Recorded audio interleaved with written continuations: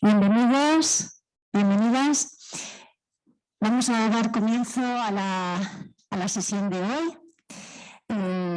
Gaur bildu geran guztiok hemen mutrikun, badaukagu goiza luzea, eta gure protagonista, gure gidari bezala ibiliko dena Mikel López Urge da, gero aurkeztuko dudan UPV-ko EHU-ko irakaslea. Baina lehenik eta behin hitz eman nahi diot gure Eskifaiako bi ikaslei, Jara eta Rubeneri, beraiek kontatuko digute pixkat zeintzuk izan diren atzo eta gaur goizeko gorabeherak Saltillo Belantzian. Zer egin duten, zer ikasi duten, ze esperientzia izaten ari den beraientzako. Vamos a dar paso a oír la experiencia, las voces de los alumnos y de las alumnas de la tripulación del Saltillo. Van a venir aquí Jara y Rubén, de la Universidad de Burdeos y de la UPV-EHU, a contarnos un poco cuál está siendo su experiencia en el día de ayer y la mañana de hoy, para dar paso y para dar comienzo a la conferencia de esta mañana. Entonces, cuando queráis, Rubén y Jara. Bueno, pues somos Rubén soy Jara y Rubén somos tripulantes del Saltillo. Para mí esta era la primera vez que estaba navegando, así que ha sido un cambio bastante grande. Tengo que admitir que hubo mareos, fue un poco duro, pero bueno. Pero realmente se nota que cada día somos más una tripulación que se compenetra mejor, y realmente cuando estás en el mar eso se agradece muchísimo, porque hay velocidad a la hora de reaccionar ante posibles fallos que pueda haber, como pasó la última vez que hubo un pequeño fallo en el motor que en 20 minutos ya estaba solucionado gracias al trabajo en equipo que hubo. Y gracias a eso pues podemos continuar la marcha sin ningún tipo de incidente más. Y la verdad es que ha sido una gran experiencia, y como pequeña anécdota pues contar que estuvimos haciendo pesca y por suerte logramos pescar un lampa y luego pues nada, lo tuvimos para la cena. La verdad es que se agradece muchísimo el pescado fresco y la verdad es que es muy buena experiencia. Buenos días, soy Jara y como dice mi compañero, pues también estoy muy contenta del primer día de viaje en barco. Decir que pues, no sé, tuvimos la oportunidad de vislumbrar un poco una carabela y luego la aleta de un delfín. Muy contenta de haber podido ver eso, que como es la primera vez que navego, pues también me hizo bastante ilusión. Y eso, también un poco de nervios, emoción a la hora de hacer maniobras, soltar cabos y todas las cosas, porque ya eso no es la primera vez, cuesta un poco, pero poco a poco ya aprender a hacer nudos, coger el tiempo libre que se tiene para aprender a hacer cosas, y sobre todo también compartir tiempo con gente que sabe del tema, gente de náutica y también gente de, pues eso, de Francia, de la Universidad de Burdeos, y conocernos todos un poco y cada uno aportar su pequeño grano de arena y su personalidad, que eso aporta mucho al grupo. Gracias.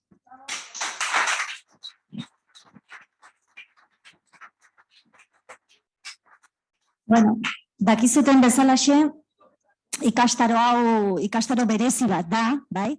Zeren hor badaukagu Saltillo Belantzian eskifai berezi bat, Euskal Herriko Unibertsitateko ikasle eta Bordeleko ikaslez osatuta. Eta nahi zen ezkero beraien ibilbidea, beraien trabesia pixkate jarraitu, bitakora bat idazten ari dira, eta orduan sare sozialetatik aldezute beraien esperientzia eta prozesua zer ari den suposatzen beraientzako, bere ikaskuntza prozesu horretan zer ari den suposatzen jarraitzerik daukazute. Podéis seguir un poco la experiencia, ¿no?, de la vida en el barco a través de la bitácora que están elaborando de manera colectiva, grupal, y lo podéis seguir a través de las redes sociales. Bueno, Emango diogu ja hitza Mikel López Orgeri, bai? Eta lehenik eta behin nahiko nuke bere aurkezpen labur bat egitea. Mikel López Orge geologian lizentziatua da, eta doktorea 2000 urtetik, eta 2007an amonoideen faunen ikerketan espezializatu egin zen, Londreseko NHM sintesis bekarekin. Gaur egun irakaslea da, EHUko Zientzia eta Teknologia Fakultateko Geologia sailean, halaber Pirinioetako paleontologia eta geologia buruzko Eusko Jaurlaritzako ikerketa talde kontsolidatuko ikertzaile nagusia da. Taldearen ikerketa lerroak arro sedimentarioen analisia, amonoideen faunak eta paleoekologia dira. Eta bere izango da, gaur gure gidaria goiz honetan zehar. Dakizun bezalaxen, bere hitzaldia amaituta ondoren, berak erakutsiko digu Nautilus Museoa, eta ondoren baita ere bere izango dugu gidari hemengo Flixen barne. Orduan, egingo eta aurkezpen ere laburra erderaz, Mikel López Orge es licenciado en Geología y doctor por la UPV-HU en el año 2000 y en el 2007 se especializó en el estudio de faunas de amonoideos en el NHM de Londres con la beca Síntesis. Actualmente es profesor en el Departamento de Geología en la Facultad de Ciencia y Tecnología de la UPV-HU e investigador principal del Grupo de Investigación Consolidado del Gobierno Vasco sobre Paleontología y Geología de los Pirineos. Sus líneas son el análisis de cuencas sedimentarias, las faunas de amonoideos y su paleoecología. Pues nik uste dut nire aldetikan aurkezpen labur honekin nahi baldin baduzu zerbait gehiago erantsi, zurea da hitza, cualquier cosa que quieras añadir, Mikel. Bueno, eskerrik asko. Orain entzuten da, ezta? Bai. Bueno, lehenago eskerrak eman nahi dizkiot Itziarri alde batetik, berarekin izan dudan komunikazioaren gatik, eta beraz, ikastaro hau prestatzean, pensatzeaz, hemen zer dagoen, eta mutrikura helduta ikusizun eta esan zioten hemen kriston, parkatu, oso ondare natural importantea dagoela. Kriston hitza hori askoten erabiltzen dute euskaraz, parkatu esategatik. Baina, egia esan dakioke, fauna hori kriston bilduma dela eta kriston ondare naturala daukagula. Eta eskerrik asko hori honetaz pentsatzeaz, nirekin kontaktatzeaz, eta, bai, babesle guztiei, eta ezin dut ahaztu Geoparkeko inguru eta mutrikuko udala, ze oso parte interesgarria izan dute beti amonoideoen zera bultzatzen prozesuan, bultzatze proiektuan ere bai. Ongi etorri, Saltilloko ikasleak, bonjour, pour la tripulación. Je suis désolé par ma français. Orduan hemendik aurrera beti izango da beste menperatzen ditudan beste hizkuntzetan. Bai, baina ongi etorri esan nahi dut hori gaur saiatuko nahi zuei erakusten ondare ozeanikoa esan deritzoguna, bai? Saltillon zaudete, ikasten itsasoarekiko lotura zuzena daukazuela, esango nizueke oso ondo egin duzuela, itsasoa beti niretzako izan da oso parte importantean nire bizitzan, eta itsasontzi batetik ikustea oso ikusmen handia emango dizuela. Orduan, alde horretatik, espero dut zuen ibilbide ozeaniko hau ondo eramatea. Gracias, orain erderaz pizka bat zarrera, gracias a Itziar en primera persona por contactar conmigo para intentar demostraros o enseñaros lo interesante que es este patrimonio de una fauna de amonoideos que, de cierta manera son unos fósiles que parece ser que igual no son muy conocidos, pero sí lo son, ahora lo vamos a ver un poquito. Y decía, gracias porque, yo creo que es importante que en un cursillo como este, en el que el océano, el mar, es una parte básica del aprendizaje, tener en cuenta también no solo el mar actual, sino el mar antiguo. Yo creo que eso también nos puede dar una idea o otro punto de vista, ¿no? Bueno, intentaré yo, bueno, pues ser un poco conductor de unir esos dos mares, el actual y el antiguo, y veremos cómo tienen bastante conexión, ¿no? Entonces, pues bueno, muchas gracias por haberme invitado, por poder tomar parte en este curso, y gracias también a los patrocinadores, y especialmente quería dar las gracias también a Geoparque y al Ayuntamiento de Mutriku, que han tenido mucha sensibilidad en preservar esta importante colección y incluirla en su propio patrimonio cultural. Bueno, sin más dilación, en la presentación que os he traído, que por cierto, bueno, como es un tema que quizás puede pillar en algunos momentos o puede quedar un poco lejos de lo que sería algo dentro de la historia natural de lo más, digamos, cotidiano, pues si queréis, yo aunque esté haciendo la presentación, podéis pararme y preguntarme. For the people coming from France, you can stop me and make a question if you want. Okay. Por tanto, pues bueno, intentaré ser breve. En esta presentación haré una primera introducción de qué son los ammonoideos, porque bueno, ahí vemos ammonoideos de Mutriku, ¿no? Entonces, ¿qué son los ammonoideos por una parte? Y por otra parte, estos ammonoideos de Mutriku, ¿qué nos dicen, ¿no? Sería un poco ese el contexto en el que nos vamos a mover. Bueno, entonces, sin más dilación, perdonadme, estoy buscando aquí. Vale, bien, el proyector. Bueno, como veis, primero, ¿qué son los ammonoideos, ¿no? ¿Qué son los ammonites? Quizás la palabra ammonite es la más utilizada. Ammonite yo creo que es un fósil que todos tenemos en la cabeza, bueno, nunca mejor dicho, como lo tenía el dios Amón, esos cuernos ahí, que de ahí viene el nombre precisamente. Entonces, pues bueno, como veis, es algo que ya nos viene desde historia, desde hace mucho tiempo. Plinio el Viejo fue el primero que ya se dio cuenta de que esos fósiles, pues bueno, ahí va, tienen similitud con los cuernos que tiene el dios Amón, y entonces de ahí utilizó el nombre de, bueno, por lo menos piedra o cuernos de Amón, ¿no? Amonis cornua, sería un poco. Como veis, ya nos viene desde viejo. Los ammonoideos son conocidos, en la historia aparecen. Sus fósiles son característicos y bastante abundantes en ciertas rocas, tanto del Paleozoico, de hace unos entre 500 y 200 millones de años, como del Mesozoico, entre 200 y 65 millones de años.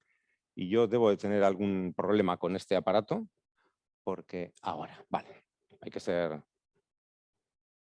De acuerdo, eso es. Pero son desconocidos. Bueno, ya creo que en la introducción ya os lo he dejado claro que no. Creo que la palabra es conocida y en muchos lugares muchas veces vamos por el campo y tal, mira, caracoles fósiles, ¿no?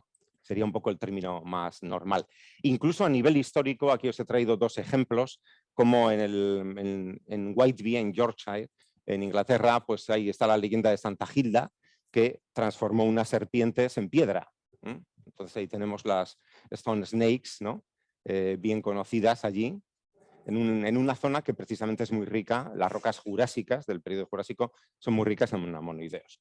Hay otras citas más, ahí tenéis otra de la India también, lo que son los saligrams del dios Indus, saligrams de Vishnu. Entonces en las manos está representado, no he traído la imagen, pero está representado con unas formas de ammonoideos, el dios este. Entonces, pues bueno, como veis es algo bastante conocido. Aquí ya, si hacemos el salto a la parte científica, aquí tenemos a Zittel, que fue el primero que cosechó la palabra, ideó la palabra ammonoidea, ammonite, para este grupo. Vale, de acuerdo. ¿Qué son los ammonoideos? Son cefalópodos. Cefalópodos todos los conocemos. Alguna vez hemos comido pulpo, chipirones, etcétera. Ahí están, digamos, un poco los más conocidos. Los cefalópodos actuales se dividen en tres grupos: nautiloideos, coleoideos y bueno, en dos grupos, y ammonoideos, digamos que sería el grupo fósil. Serían los tres grupos que vamos a utilizar. Hay un grupo más antiguo, pero que no lo he traído, que es un poco, sería la parte... el momento inicial de este grupo hace unos 500 millones de años. Los cefalópodos como tal empiezan un poquito más tarde, hace unos 400 millones de años, y ya los nautiloideos sería el primer grupo importante a partir del cual se desarrollaron los otros dos. Aquí tenéis un ejemplo, el Nautilus actual, que nos queda como casi, vamos a llamarlo, fósil viviente, ¿no? Es un grupo que no apenas ha cambiado nada. Aquí tenemos una imagen de uno fósil, de hace, yo creo que es de hace unos 200 millones de años, y tenemos el actual, la morfología es básica. Sin embargo, estos de aquí, como vemos, parece que no tienen concha, ¿no? La sepia sí sabemos que tiene una concha, este tiene una concha en Nautilus externa, la sepia tiene una concha interna, es un rasgo que en cierta manera todos van a tener en común, esa concha de una manera o de otra. Lo vamos a ver ahora un poquito.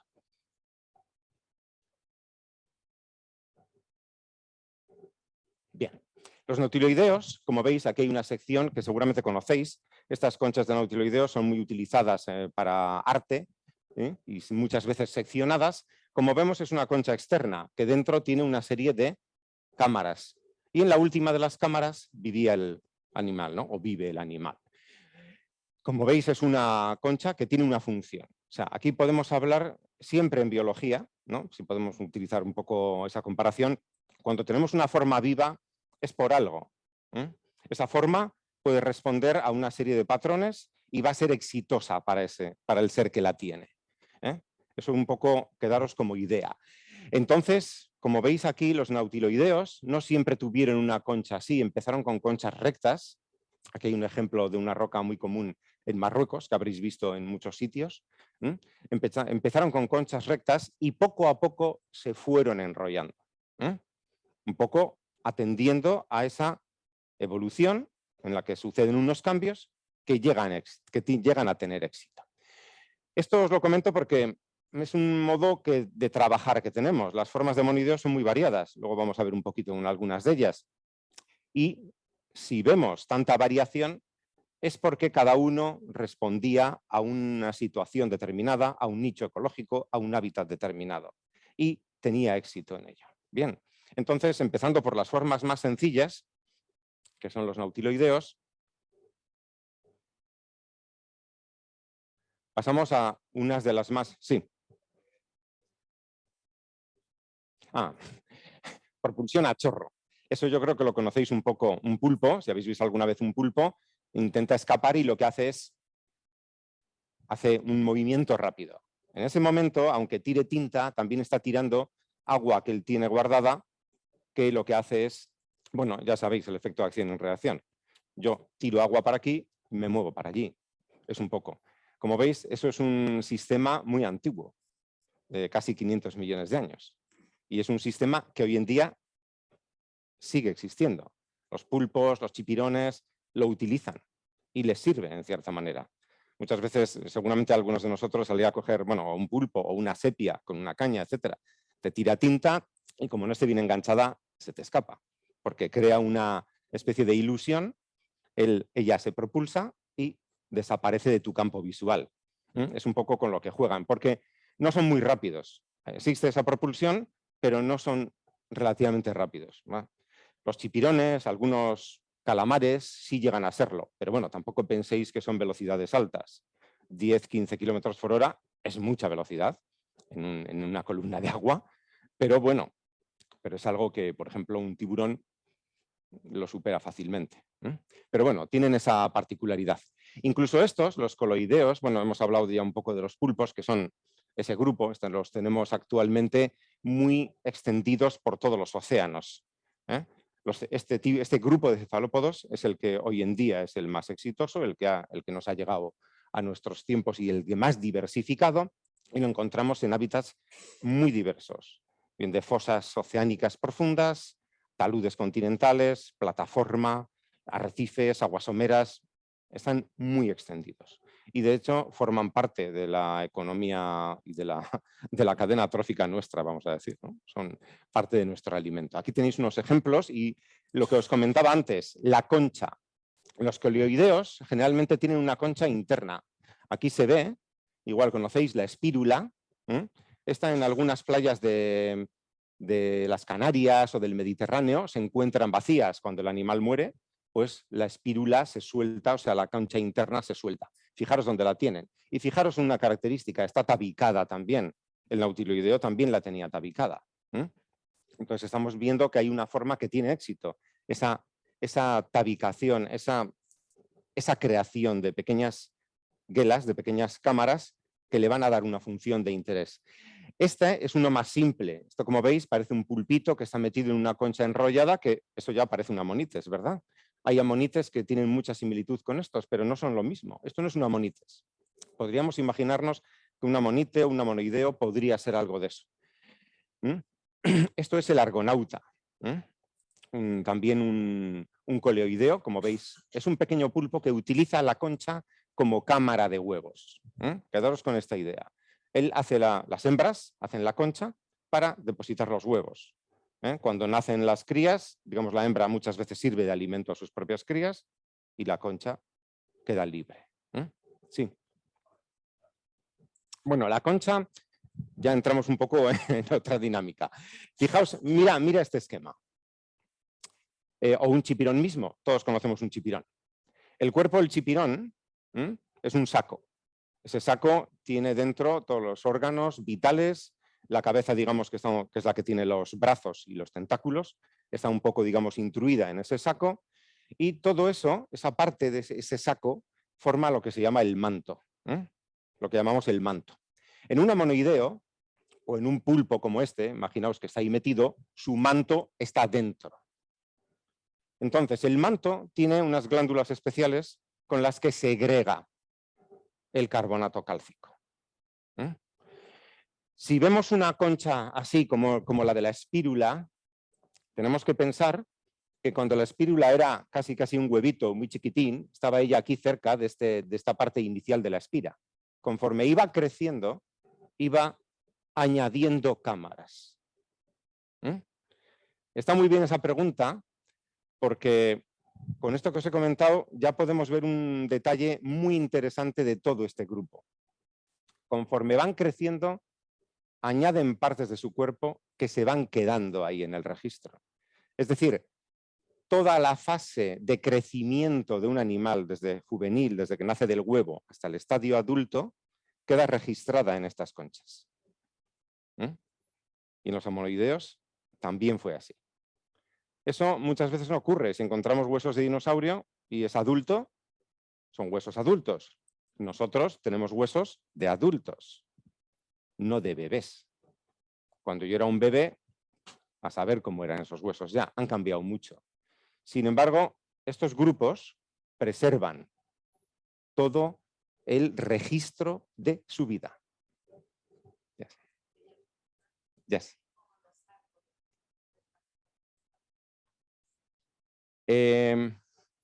Some way I will say that is possible. There have been some attempts to make an idea of the age of the fossil conchs, fossil shells, taking into account this concept. So while you are growing up, you change. So if that is okay, in different parts of the cell, you can have different compositions. For instance, the carbon, the shell is made up of calcium carbonate, no? The carbon of the calcium carbonate or the oxygen change with the growth. And you can see changes along the growth of the animal, and these changes are, episodic, up, down in the composition. You have cycles. Any cycle is a time measure. How much? How many? I don't know. This is an attempt, but we can say that today, in the living cephalopods, all of this progress in the conch could be 5-10 years, but it changes in the different groups. Okay. ¿Me habéis entendido el resto? Más o menos. Si no, puedo volver a explicarlo. Dime. O sea, tú piensas que el animal muere y la concha tendría que desaparecer. Bueno, en este caso, en este caso la conservan.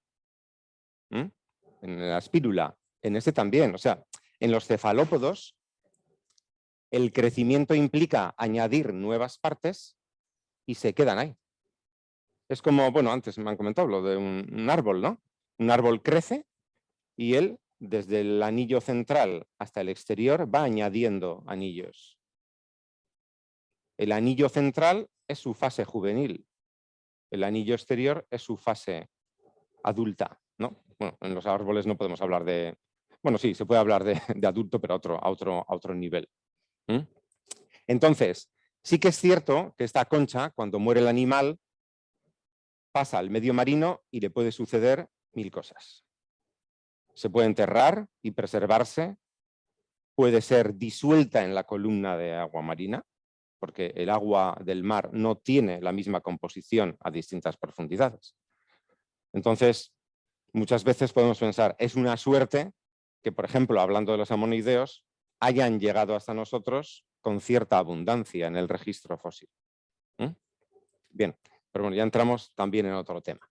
Bueno, adelantando un poquito, voy a ir un poco más rápido. Aquí tenemos los amonideos, ¿no? Como veis, también son conchas externas. Esto sería una imagen un poco idealizada, ¿eh? Hay distintas teorías que ya están cambiando un poco esa idea, pero son conchas externas, están tabicadas, y como veis, la morfología principal es planiespiral.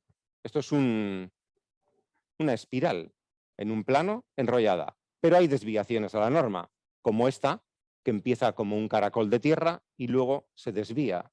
Son espirales, digamos, que llamamos nosotros heteromorfas, ¿no? Esto sería lo homeomorfo dentro de la norma y esto lo que se sale de la norma. Los amonideos, aquí hay un pequeño ejemplo de formas, son espectaculares. Tienen todas las transiciones entre una concha planiespiral a una concha heteromorfa. Son muy diversos en ese sentido.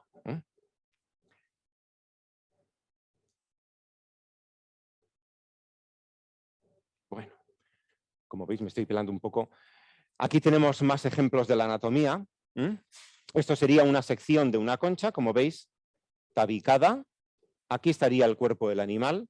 A esto lo llamaríamos manto, el equivalente un poco al saco del chipirón, donde estarían todos los órganos. Esta parte del manto, la parte de atrás, es la que iría formando las paredes de cada cámara, conforme se va desarrollando. Entonces aquí veis también cómo desde que nace se va preservando la historia del propio ser vivo, del individuo. Si yo tengo de una misma especie 100 conchas preservadas a distinto grado ontogénico, es decir, a distinto grado de crecimiento, tengo una información valiosísima, ¿no? Porque puedo ver formas juveniles, que les ha pasado esto, las adultas, etcétera, y veo cómo va cambiando a lo largo de su vida. Bien, pues aquí tenéis un poquito unas formas, vamos, complejas de estos animales. Como veis, no son conchas sencillas, aparte de que sea una espiral, esta podría ser un poco más sencilla. Aquí vemos ya que empiezan a aparecer ornamentos, como pueden ser, esto llamamos costillas, espinas, ese cuerno se llama rostro, es el final de la concha. Fijaros aquí, este amonite no desarrolló rostros aquí, no ha quedado ningún vestigio. Cuando llega al estadio adulto, crea esa morfología. Si vemos esto, decimos, este amoniideo, este ejemplar, era adulto cuando se murió y dejó la concha. Aquí tenéis, por ejemplo, un detalle de cómo los paleontólogos intentamos excavar en la historia de este grupo.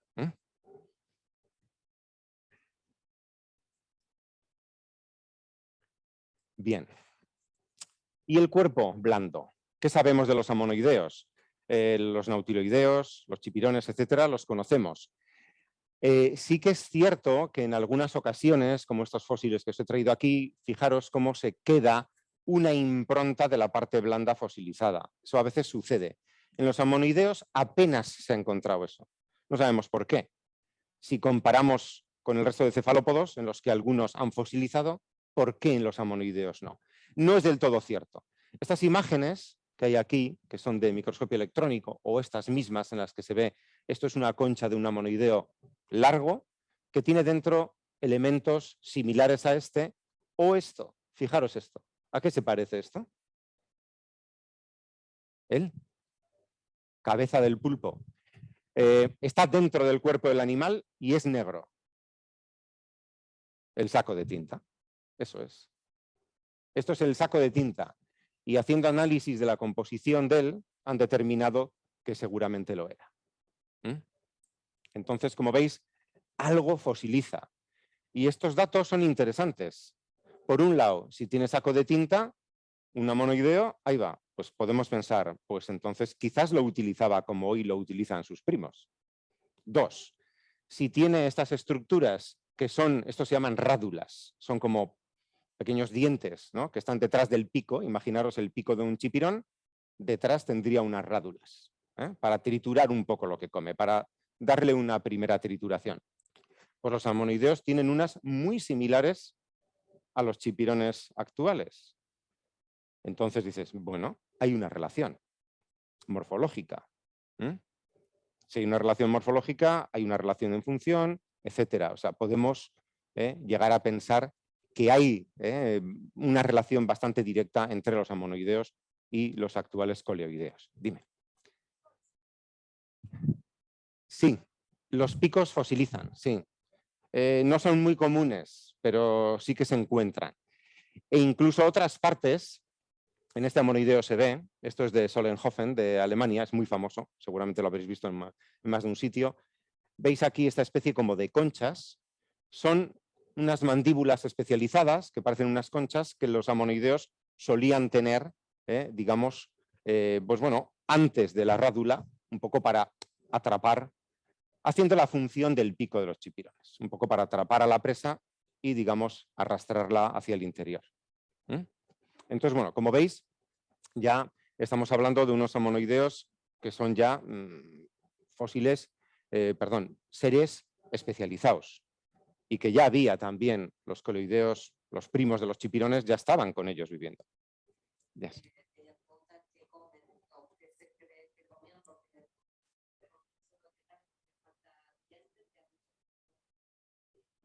Sí, efectivamente. Bueno, lo que podemos pensar es que si hoy en día los chipirones comen peces, pues estos, ¿por qué no van a comerlos? Pero hay una diferencia. La mayoría de los calamares actuales son relativamente activos.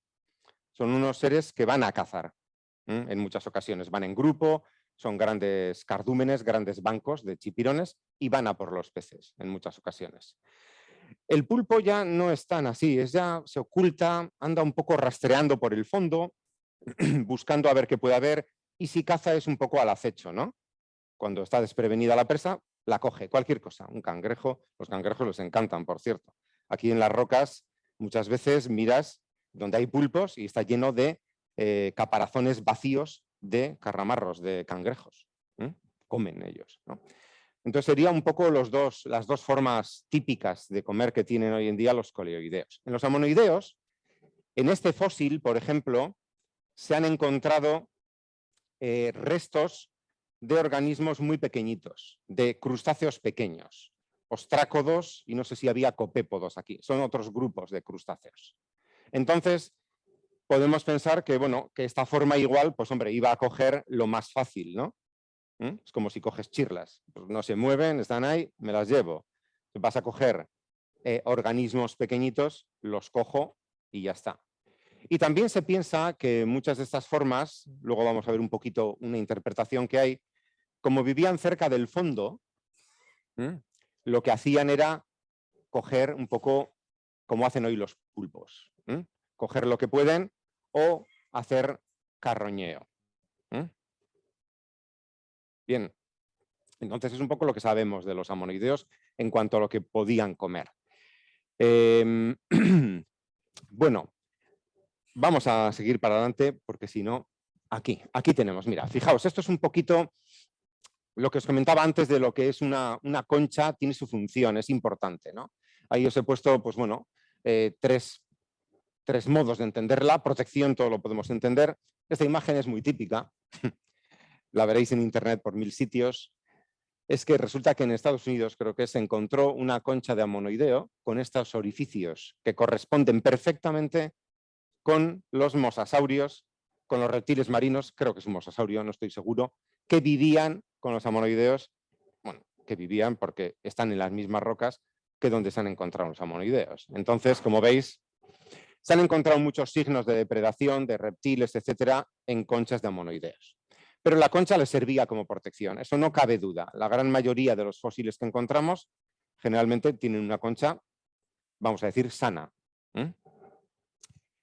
Otra función es, pues se tienen que mover en la masa de agua, y ahí es donde venía un poquito. Aquí hay esto es un modelo que realizó un estudioso, un investigador en ammonoideos, en el que proponía que las diferentes formas de conchas venían dadas por una adaptación al medio. Por lo tanto, podíamos hablar de un hábitat. Y él diferenció 3 grandes grupos de ammonoideos. Los flotantes, vamos a decir, planctónicos en el medio oceánico, lejos de costa. Los que vivían cerca del talud continental, profundidades de 500 metros, por ejemplo, con unas conchas que no necesitaban demasiada especialización, no como estas, que son muy regulares, sino son más bien lisas. Y luego los que vivían en la plataforma continental, donde hay un sinfín de formas diferentes, pero se caracterizan la gran mayoría por tener una fuerte ornamentación, lo que hemos visto antes, espinas, cuernos, etcétera, ¿no? Y eso sí que implicaba, la plataforma continental hoy en día es el medio marino donde más diversidad vamos a encontrar, más abundancia también de grupos que viven ahí, léase de cualquier tipo de peces, etcétera, aunque hay peces que viven a mucha profundidad y nos los comemos, eso está claro, pero es el sitio de mayor biodiversidad. Es decir, es donde más competencia puede haber y ahí es donde encontramos una mayor diversidad de conchas de ammonoideos. Entonces, como veis, se puede interpretar que esa forma también puede indicar un hábitat, ¿no? Lo cual es, bueno, es una idea interesante. Esto siempre, como en ciencia, es bastante discutido, pero sí que hay una cosa cierta. Estos fósiles quedaron en un sedimento. Ese sedimento hoy en día es una roca. Si yo leo ese sedimento, veo ese sedimento que tiene, puedo decir pues, que había unas corrientes determinadas, que vivía pues, donde había unos procesos distintos, procesos oceánicos, vamos a hablar de corrientes, movimiento de sedimento, etc. Si el fósil está ahí, en ese medio, bueno, estudiándolo bien puedo llegar a decir, vale, vivía donde ocurría esto. Por ejemplo, una tormenta.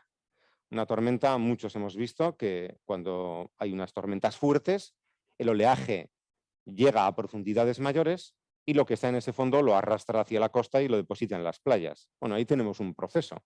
Si encuentro a un ammonoideo en unos sedimentos, hoy en día en unas rocas en los que puedo interpretar eso, ya estoy diciendo también que, bueno, su medio estaba por ahí, vivían por ahí. No vivían a 500 metros de profundidad. Resumiendo mucho, las rocas donde se encuentran nos dan información sobre su hábitat. Y eso, aplicado a este esquema, que vamos a decir es puramente paleobiológico, tiene sus, vamos a decir, no coincidencias, sino que encaja bien. Un tipo de morfología en un ambiente determinado. Bien, eso será un poco lo que luego hablaremos a la tarde, si no me enrollo mucho. Bien, siguiendo con esto, bueno, aquí tenéis también un poco más características biológicas de las faunas de ammonoideos. Esto es lo que os comentaba, el huevo, la neoconcha, va creciendo y va guardando toda la información en el interior. Fijaros cómo cambia en este ejemplo de cuando es juvenil a adulto. La concha ha cambiado. Quizás porque ha cambiado su hábitat. Eso es un poco lo que nos podemos preguntar. Luego hay que demostrarlo, claro. Pero aquí tenemos un ejemplo de funcionalidad de la forma. Y otra característica muy interesante que me va a venir bien para explicarlo luego también, es esta que tenéis aquí. Aquí están representadas, bueno, son 2 vistas de las mismas conchas, ¿no? De lado, de frente, en las que esta forma está interpretada como la hembra y esta más pequeña como el macho. Fijaros que hay diferencias, pero Entonces podemos decir, vale, pero si no son formas iguales, ¿qué ocurre aquí? Esta forma que tiene el macho, como más bonita, más con unas costillas más marcadas, más ornamentada, coincide con el interior, con las fases iniciales de crecimiento de la hembra. Bueno, eso no se ha dicho porque sí, se han estudiado cientos de conchas para llegar a esa conclusión y todas las conchas aparecían en una misma capa, lo cual ya a nivel de tiempo te indica si están en la misma capa es que vivían ahí en el mismo tiempo. Bien, entonces como veis, estos fósiles, estas formas tenían lo que llamamos dimorfismo sexual. Las hembras eran de una manera, los machos de otra. Y eso puede tener relación con la reproducción. ¿Yo para qué quiero una concha más grande? Para tener muchos huevos. Como hace el argonauta. Antes os he explicado, el argonauta hace eso. La hembra crea la concha, tiene un montón de huevos, los deja ahí. Cuanto más grande sea la concha, pues igual tiene más posibilidades. También el animal sería más grande de tener una mayor prole o tener oportunidades. Bien, entonces como veis, el estudio propiamente de la forma de la concha en los amonideos nos da muchas pistas sobre su biología.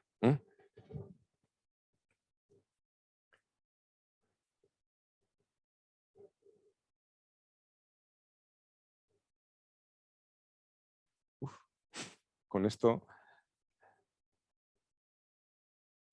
Ahora. Bueno, esto es un poco, esta diapositiva la puse un poco para explicar lo que es, qué importancia tienen los amonideos, tanto en geología como en biología. Muy rápido lo diré. Fijaros aquí cómo se han representado distintas formas con una barrita negra que implica un tiempo determinado. Los amonideos, muy rápido dicho, hemos visto que sus formas son muy interesantes, pero también vemos que a lo largo del tiempo, en los estratos de abajo a estratos de arriba, van cambiando las formas. Y eso en geología me indica que cambia, claro, hay distinto tiempo. Si yo veo un amoniideo con una forma determinada aquí y el mismo lo veo en la India, puedo llegar a pensar, bueno, es que es cierto que se formaron a la vez. Tengo una correlación temporal y su evolución me indica tiempo, cambio. Bien, eso es muy importante. Luego lo comentaremos otra vez. Y en biología, pues bueno, yo creo que ya hemos visto datos de sobra para pensar en la importancia paleobiológica de estos seres.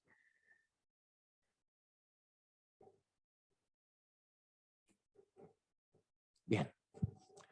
Y bueno, aquí también es un poquito, pasaremos rápido. Amonideos y nosotros, la espiral mágica.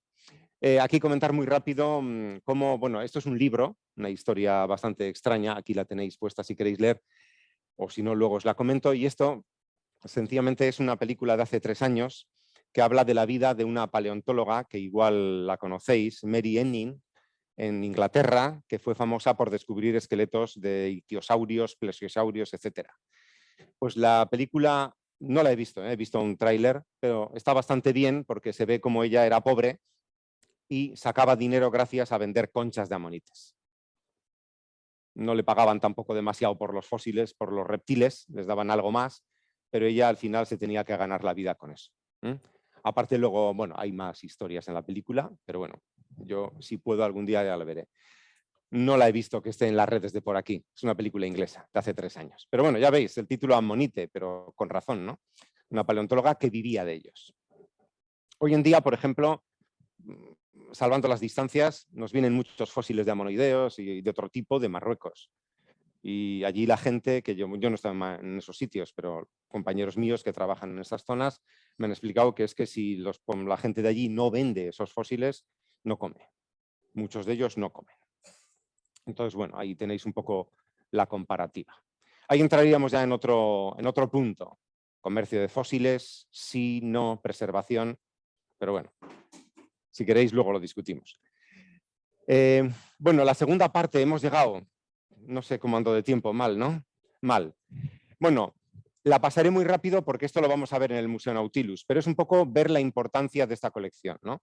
Empezando por los recolectores de los amonites, que son la familia Narváez Amasorrain, en los acantilados. Aquí quiero subrayar que estos coleccionistas han tenido la delicadeza de decir, bueno, tengo una colección, ¿qué hago con ella? Valdrá dinero, pero es de aquí, quiero que la disfrute la gente. Y la han donado a Mutriku. No solo eso, este hombre, con su santa paciencia, luego lo vamos a ver, pues ha estado trabajando, limpiando esos fósiles, que luego veremos que no son fáciles de limpiar. Entonces es de agradecer ese detalle. Es algo que, bueno, podemos llamarlo auzolán, ¿no? A nivel nuestro. Para la ciencia es muy importante. Aquí el Geoparque contactó con nosotros, con un compañero mío y conmigo, un compañero mío que hizo la tesis en esta zona, que es del mismo departamento, Luis Miguel Aguirre Zabala, y entre ambos, digamos que él un poco más con la parte geológica y yo con la paleontológica, hicimos una cartografía de la zona donde salen los ammonoideos y digamos que pusimos en contexto toda la colección. ¿En contexto por qué? Hemos visto que un ammonoideo en una roca es distinto al de otra. Entonces, eso hay que conocerlo para ver luego cómo evoluciona. Aquí tenéis un ejemplo de nuestro trabajo de campo. Aquí estamos con Narváez mirando sitios, las fallas, el metro. Esto es lo que se llama una columna estratigráfica. Representamos las rocas en orden cronológico. Y como las encontramos hoy en día es un orden cronológico. Si esto está abajo y está encima, esta es más nueva que esta. Es el principio de superposición de estratos, que es algo, digamos, fácil de entender. Pero es muy importante localizar cada monoideo en su nivel. Aquí lo tenéis, esto es un poco para que veáis. Fijaros en estos 4. Este lo dejamos, que es uno de los de forma anómala. 1, 2, 3 y 4. Aparecen a distintos niveles, es decir, ha pasado tiempo. Estos ammonites, estos ammonideos, son del mismo grupo, del mismo género, pero han cambiado. Ahí veis el cambio al que me refería. Tengo un grupo, pero a lo largo del tiempo cambia. Los ammonideos son buenos porque ofrecen cambio en poco tiempo. Este tramo, haciendo una aproximación rápida, hoy en día son 200 metros de roca, puesto así, ¿no? En vertical. 200 metros medidos en vertical. Y eso en años pueden ser 100.000 años. Si datamos la roca, podemos más o menos llegar a esa conclusión. En 100.000 años tenemos 4 formas distintas. Si dividimos entre 4, es una aproximación un poco burda, pero sirve para entender. Tenemos que cada forma pudo haber durado 25.000 años. Hombre, es bastante. Es bastante. El cambio, hoy en día, vemos que puede llegar a ser más rápido, lo que llamamos microevolución. Bien, cambio rápido, en tiempo real, en nuestra vida. Vemos que las mutaciones, la evolución sigue. Pero esto sería algo que llamamos un poco ya más macroevolución, a otro rango temporal. Pero como veis, es poco tiempo. En cuanto hablamos de geología, 25.000 años no es nada. Ten en cuenta que nuestro planeta tiene un registro de casi 4.000 millones de años de rocas. Dime. No, no hay. Con los fósiles es muy difícil. En dinosaurios creo que se ha intentado algo, pero en preservaciones espectaculares y no ha dado buen resultado. El ADN es una molécula bastante larga. A veces quedan cachitos, pero cosas de hace 100 millones de años, no. Aparte aquí, al menos, bueno, en ammonoideos no hay nada, no hay nada de eso. Pero concretamente en Mutriku, estas rocas sufrieron un enterramiento muy fuerte. Con un enterramiento muy fuerte, la materia orgánica se transforma. De hecho, aquí en nuestro país, la transformación de materia orgánica a petróleo sucedió. Pero digamos que se pasó. Lo que nos queda es gas, no petróleo líquido. Con eso quiero decir que es muy difícil encontrar ADN. Se encuentran moléculas en los sedimentos, incluso aquí, en estos sedimentos, algunas que son un poco más refractarias, vamos a decir, derivados o primos de lo que es el colesterol, los esteroles. Ese grupo, pues a veces se encuentran moléculas transformadas, pero que se ven fragmentos de la cadena que son, que son afines a ello, pero no sirven para hacer un reloj biológico, vamos a decir, ni un reloj biológico ni siquiera acercarnos a una filogenia.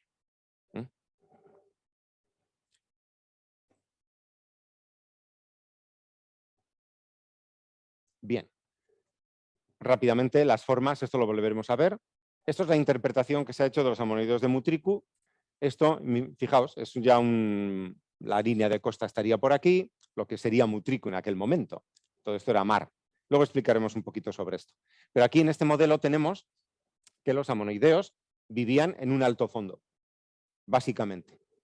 Los fósiles se han encontrado en una estructura de este tipo. ¿No había fósiles en aguas más profundas? Sí. Sí, pero proporcionalmente menos. Los había. Y también muchos de estos de aguas profundas están relacionados con desplomes de talud. Imaginaos que una amonite se muere aquí, el talud se desploma, un corrimiento de tierras submarino, y entonces el amonite desaparece en aguas más profundas. No vivía ahí. Por eso, como veis, el estudio de la roca, cómo es la roca, qué procesos han pasado, es muy importante. No solamente para estudiar amonites, sino para dinosaurios y para lo que haga falta. Es un tándem, las rocas sedimentarias y los fósiles, que tiene que ir unido necesariamente.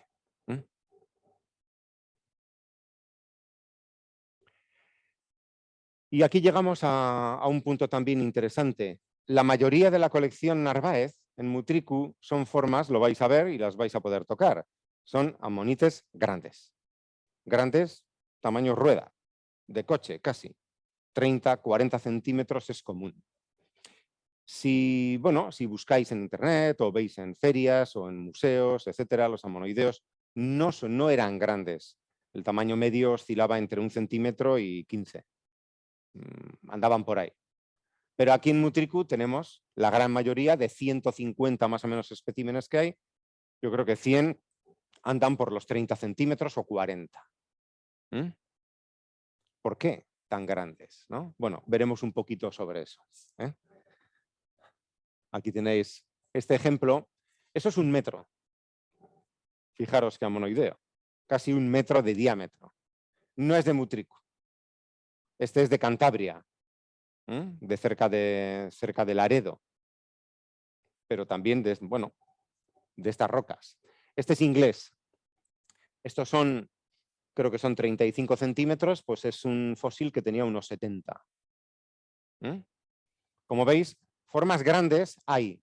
Se han encontrado en el registro mundial. Pero en Mutriku tenemos una colección, digamos, en parte anómala. Las formas grandes no son frecuentes. Aquí hay un montón de ellas. En ese sentido, la colección de Mutriku es muy importante. Y bueno, pues ahí llegamos a lo que es un patrimonio cultural, ¿no? Esta es una de las publicaciones que hicimos. Y luego aquí, pues bueno, os he puesto un poquito de cómo esto es importante. A ver, yo como estudio ammonoideos, para mí es muy importante. ¿Qué te voy a decir? Pues me encantan y los estudio. Y encima he tenido la oportunidad de llegar a la universidad, ser profesor y poder seguir con ella. Entonces, para mí son parte de mi vida. Pero yo quiero que la gente también los quiera, ¿no? Entonces, de eso se trata un poco, de preservar las colecciones, darlas a conocer al público y que haya instituciones que sean sensibles.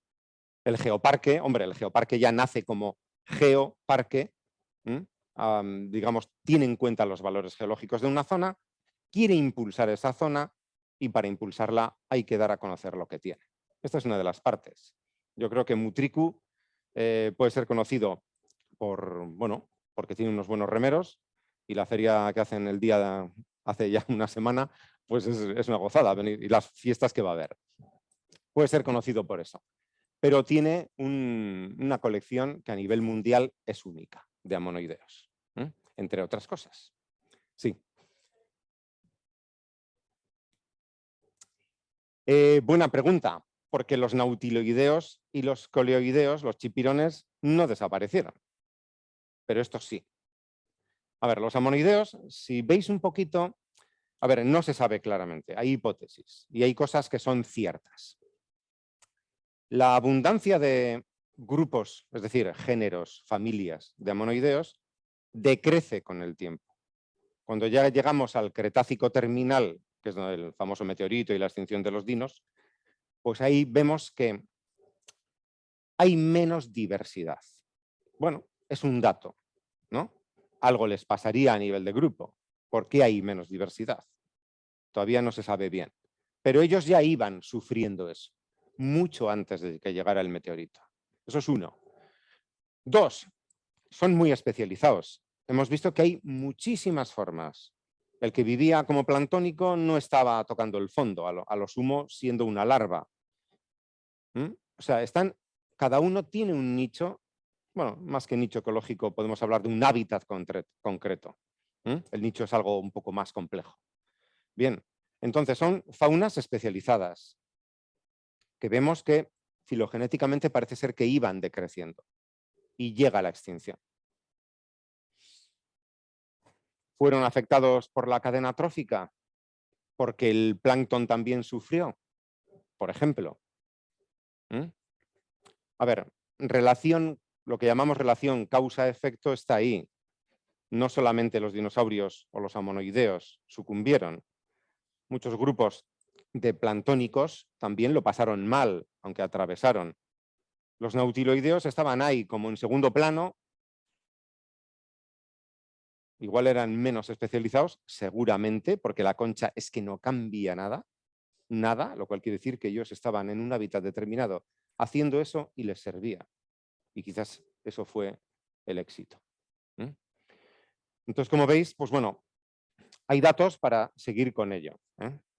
En algunos puntos se ha encontrado algún amonoideo que ha pasado el límite Cretácico-Terciario.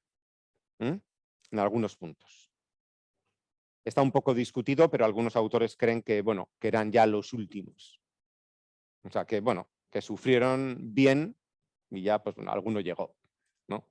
Pero a nosotros, ¿qué nos va a pasar también? Como el planeta haga crack. Nosotros somos hiper especializados. A mí ahora me quitan la casita donde tengo mi cama, me tiran al monte y no duro un año. Y sin ropa ni te cuento, ¿no? Entonces, pues, hemos llegado a un nivel de especialización brutal. Nuestro planeta lo hemos modificado a nuestro gusto y estamos bien ahí. Como esto cambie un poco, lo vamos a pasar mal. Bueno, de hecho, yo creo que en algunos sitios ya lo estamos pasando mal. O al menos nuestra especie lo está pasando mal. Pero bueno, entonces es un poco lo que podemos saber. Y bueno, pues un gran valor para el geoparque, geoturismo, conocimiento, geoconservación, pensar en esos océanos antiguos y cuidar los que tenemos ahora. Eso sería un poquito. Bueno, pues esto es todo. Perdón por alargarme y gracias.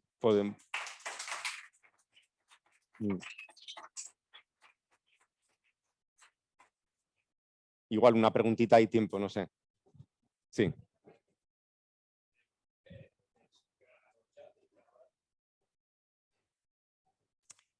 Bueno, he pasado un poquito rápido por ese punto, pero os he comentado que la concha servía para moverse en el medio marino. Hoy en día los nautilus tienen la concha así. Bueno, la verdad es que utilizamos el nautilus como aproximación, a entenderlo. Y el nautilus lo que hace es rellena las cámaras de agua o gas conforme él quiere subir o bajar en la columna de agua. ¿Eso qué hace? Le cambia la presión. El ser es capaz de cambiar su presión relativa con el medio y moverse. O sea que ya solamente para movilidad es importante. Otro punto es la flotabilidad, que también depende de la movilidad, pero flotabilidad en el sentido de que ellos se movían, iban flotando y claro, podían tener, digamos, problemas al nadar, ¿no? Podemos imaginarnos una concha que da vueltas. Él quiere moverse y claro, empieza a propulsarse con el jet, con la propulsión, y se mueve. Entonces, regulando el contenido de las cámaras, era capaz de. Y también hay otro punto también que se ha citado y que la gente, vamos, los investigadores lo aceptan, es que los tabiques, la pared de los tabiques, cuanto más compleja era, no era una pared en ángulo recto, no, tenía curvas. esas curvaturas le dan resistencia. Entonces puedes soportar mayores presiones y moverte en una mayor columna de agua. Entonces, bueno, ahí tienes un ejemplo de cómo era funcional. Y tenían éxito. Sí.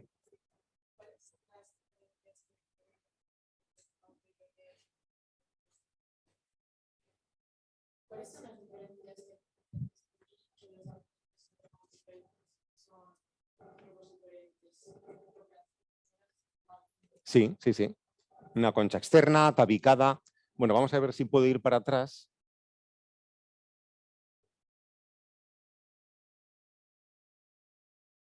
Mira, ahora sí que va bien.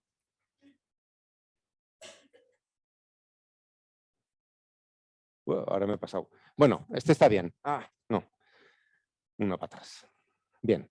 Nautiloideo. Tabiques. Fíjate los tabiques.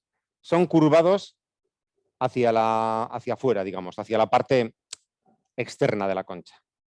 Y tienen esa estructurita que aparece ahí, se llama sifón. Por aquí iba el tubito que conectaba los tabiques, el cual utilizaba el organismo para cambiar los fluidos. Bien, hacía falta un sifón. En los nautiloideos siempre está en la zona central.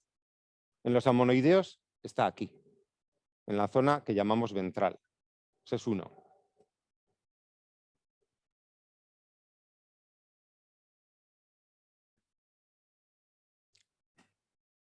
En este, fíjate cómo está en la zona dorsal. Este sería el tubo.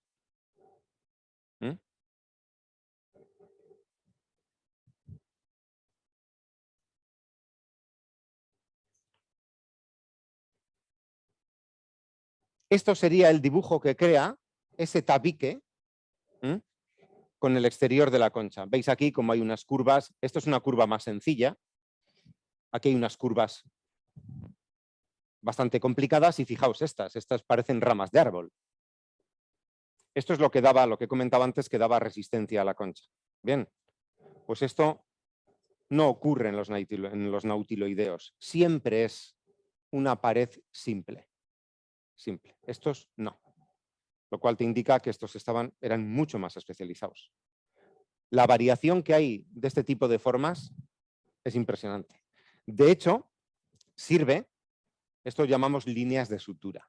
Bien, son las paredes de los tabiques tocando el exterior de la concha. Sirven para clasificar los distintos grupos.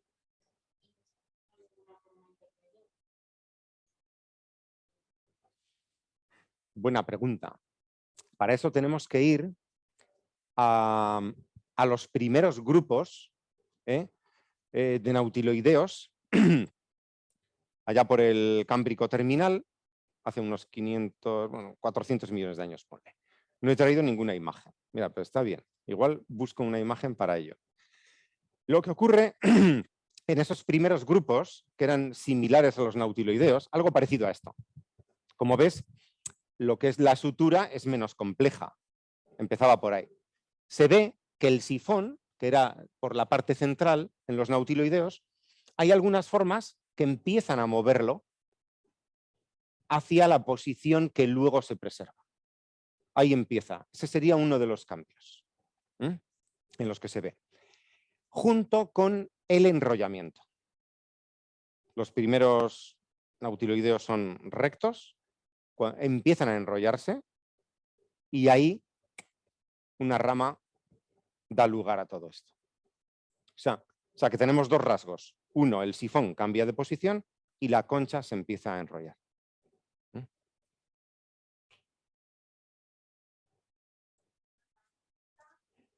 Marta.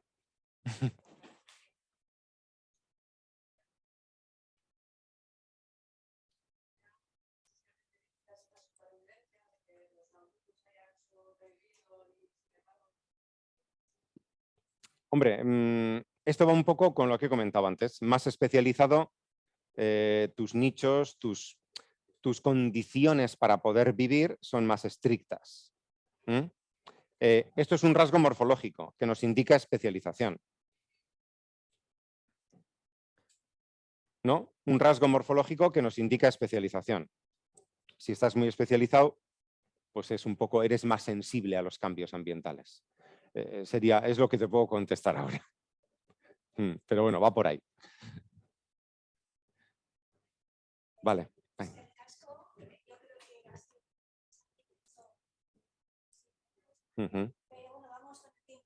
Sí, sí, ya me lo imagino.